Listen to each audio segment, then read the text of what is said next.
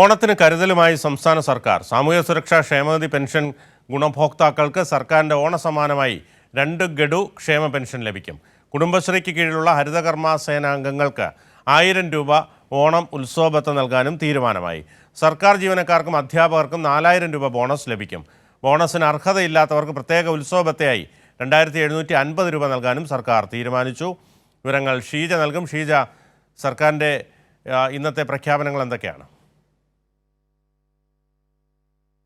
ഓണത്തിന് സംസ്ഥാന സർക്കാർ വലിയ കരുതൽ തന്നെയാണ് സാധാരണക്കാർക്ക് വേണ്ടി ഏർപ്പെടുത്തിയിട്ടുള്ളത്. അതുമായി ബന്ധപ്പെട്ടുള്ള തീരുമാനങ്ങൾ തന്നെയാണ് പുറത്തു വന്നിരിക്കുന്നത്. അതിൽ ഏറ്റവും പ്രധാനം എന്ന് പറയുന്നത് സാമൂഹ്യ സുരക്ഷാ ക്ഷേമ പെൻഷനുകളുടെ കാര്യം തന്നെയാണ്.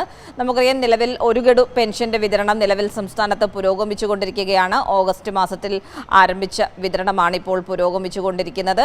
അതിനു പുറമെ ഓണത്തിനോടനുബന്ധിച്ച് 2 ഗഡു കൂടി വിതരണം ചെയ്യാനാണ് തീരുമാനിച്ചിരിക്കുന്നത്. അതിനുവേണ്ടിയുള്ള 1700 കോടി രൂപയാണ് വേണ്ടി അനുവദിച്ചിട്ടുള്ളത്.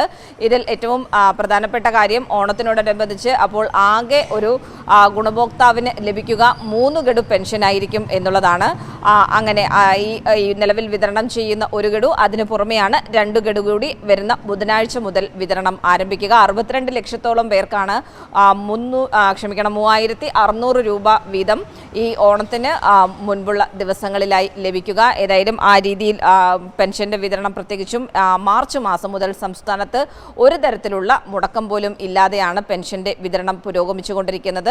ഈ ഓണത്തിന് വിതരണം ചെയ്യുന്ന 2 ഗഡു പെൻഷനിൽ 1 ഗഡു എന്ന് പറയുന്നത് നിലവിൽ നൽകാനുണ്ടായിരുന്ന കുടിശ്ശിക കൂടിയാണ്. ആ രീതിയിലാണ് നിലവിൽ സംസ്ഥാന സർക്കാർ ഇത് തീരുമാനിച്ച് നടപ്പാക്കി മുന്നോട്ട് പോകുന്നത്. മറ്റൊന്ന് ഇതിനൊപ്പം എടുത്തു പറയേണ്ടത്, ഹരിതകർമ്മ സേനാംഗങ്ങൾക്ക് വേണ്ടിയിട്ട് ഏർപ്പെടുത്തിയ നിലവിൽ നൽകാൻ തീരുമാനിച്ച ഉത്സവ ബത്തയാണ്. 1000 രൂപയാണ് ഇവർക്ക് ഉത്സവ ബത്തയായി നൽകുക. അത് 34,627 പേർക്കാണ് ഇതിൻ്റെ ആനുകൂല്യം ലഭിക്കുന്നത് എന്നുള്ളതാണ് ഇതിൽ എടുത്തു പറയേണ്ടത്. ഇതിനായി കോർപ്പറേഷനുകൾ, മുനിസിപ്പാലിറ്റികൾ, ഗ്രാമപഞ്ചായത്തുകൾ എന്നിവയ്ക്ക് ഇത് നൽകുന്നതിന് വേണ്ടി, അതായത് തദ്ദേശ സ്ഥാപനങ്ങളുടെ തനത് ഫണ്ടിൽ നിന്നാണ് ഈ തുക നൽകുന്നത്. അതുകൊണ്ട് തന്നെ അതിന് വേണ്ടിയിട്ടുള്ള അനുമതിയുമായി ബന്ധപ്പെട്ടുള്ള ഉത്തരവ് കൂടി സർക്കാർ ഇറക്കിയിട്ടുണ്ട്. ഇതിന് പുറമെയുള്ളത് സർക്കാർ ജീവനക്കാരുടെയും അധ്യാപകരുടെയും കാര്യമാണ്. അവർക്കുള്ള ബോണസ്, ഓണം ബോണസായി 4000 രൂപ നൽകാൻ നിലവിൽ സർക്കാർ തീരുമാനിച്ചിട്ടുണ്ട്. ധനവകുപ്പ് ഇത് സംബന്ധിച്ചിട്ടുള്ള ഉത്തരവും ഇറക്കിയിട്ടുണ്ട്. ഇത്തരത്തിൽ ബോണസിന് അർഹത ഇല്ലാത്തവരും ഉണ്ടാകാം. അവർക്കാകട്ടെ 2750 രൂപ വീതമാണ് ഉത്സവ ബത്തയായി നൽകുക. സർവീസ് പെൻഷൻകാർക്ക് പ്രത്യേക ഉത്സവ ബത്തയുണ്ട്. അത് 1000 രൂപയാണ് നൽകാൻ തീരുമാനിച്ചിട്ടുള്ളത്.